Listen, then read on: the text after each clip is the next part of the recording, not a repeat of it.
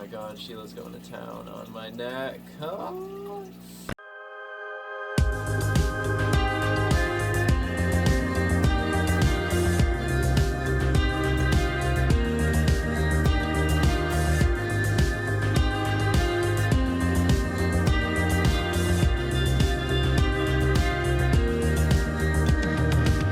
Hey everybody, Leaks Fusion Aquariums here today.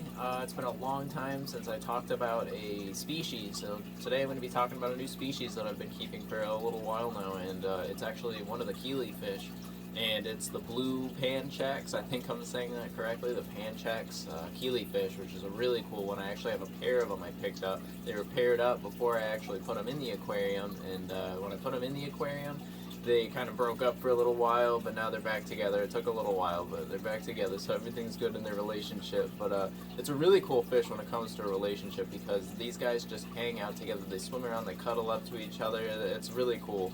I definitely recommend, you know, if you want something really interesting and unique in your aquarium, I'd try these guys out. Now, those of you familiar with Killifish, there's so many different variants of them. Now, one that's very similar to this one in looks and design is the Golden Wonder Killifish, and the Golden Wonder Killifish is something I used to keep, and I learned a lot of lessons with that one. So that guy has, they look like little whale sharks. They have huge wide mouths, both these types of Killifish, and with that big wide mouth, you want to be obviously super careful of who you keep those guys with. Now, they are community-based fish. You can keep them in community tanks, but what fits in their mouth, you know, the saying, you know, if it fits in their mouth, then they're gonna try it. So and I learned, unfortunately, with the poor rummy-nosed tetra, God rest his soul, the Golden Wonder Killifish, the male that I had, the bigger one, he ate him. Like, he ate one of my rummy-nose like the day after I put him in the tank, so I quickly learned that that wasn't going to work out in that tank. With these guys, they're a lot smaller, I've noticed. They're a lot smaller, and their mouths are still designed the same exact way, but there's a lot less that they can actually fit in there come to tank mates. But still, you don't want to really play around with smaller tetras, like neon tetras or ember tetras would be gone, no problem. But you just want to be careful of what can fit in their mouths and their tank mates. They're really peaceful. I mean, they really kind of might squabble with each other if you have a few of them in there, but really I've only seen like a couple little sassy chases. That's it, just a quick little nip or something like that. No damaging effects or anything like that. Totally normal fish behavior. You're not going to see any like ripped fins or anything like that. Now, however, there's always that, you know, case you might get that one in 100,000 serial killer fish. Mainly, you're going to see these guys at the top of your aquarium. They're a top-dwelling fish. That's where they like to be. But these guys will explore around pretty much every corner of your aquarium. But mainly, you're going to see them at the top of the aquarium, swimming around up there.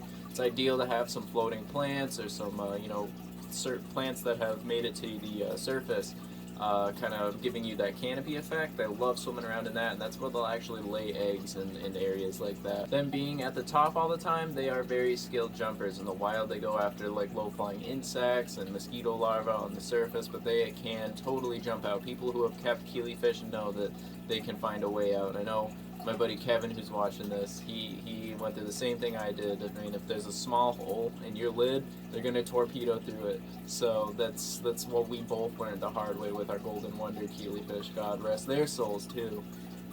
They're awesome fish. We love them so much, but it does happen, so you definitely want to be careful. What I do is I kind of leave a little gap, you know, like a couple inches of no water, and I still have a super secure lid, so if they do go flying and they do try and go into orbit, then they are just going to really lose the energy of the jump and hopefully just bounce off the lid. Who's to say? I mean, they will totally find a hole and jump out of it if you do have a hole that's big enough for their bodies to fit through. Now, those guys being surface feeders, they're not so much into the plant food and stuff like that, like fiber-based foods. They're really not into that, but they do like their meaty proteins, so you're looking at bloodworms and brine shrimp they'll go after. Anything that hits the surface of the aquarium, they're going to go after. But I think they really benefit more so from protein because that's more of their natural diet of what they find in the wild. Sexing them is pretty easy, actually. The males are generally a little bit bigger, and the males have a little bit more flashiness on them. You know, they got, on the tail, they have kind of a little black, it's like a black trimming, and they have a little bit more color on them. The females generally are just silver kind of, just a gray looking fish. They do have a little bit of markings on them, but the male's definitely a lot more obvious than the female. Oh my god, Sheila's going to town on my neck. Usually when it comes to your water parameters, what I've been keeping my Killifish in is your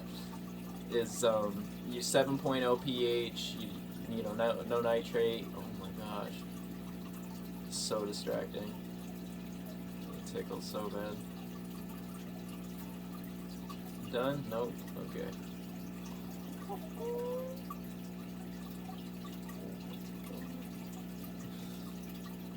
I just got out of the shower. Thank you, Sheila. Thank you. Good bitch.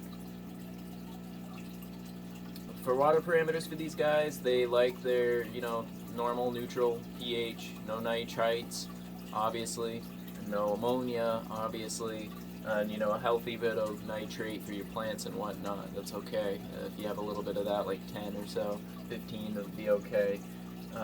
But as long as your plants are utilizing the whole nitrogen cycle, you're going to be okay if you have a super planet aquarium. Yeah, really basic fish. I mean, it's cool if you have a community tank and you're looking to get something in there, you're sick of looking at just your community-based fish, your schooling fish, and you want something that just kind of sticks out a little bit and has a little bit different behavior. I definitely go for these panchax, blue panchax Killifish. I think another name for them is the Indian panchax blue Killifish, maybe, I don't know, I think I saw that.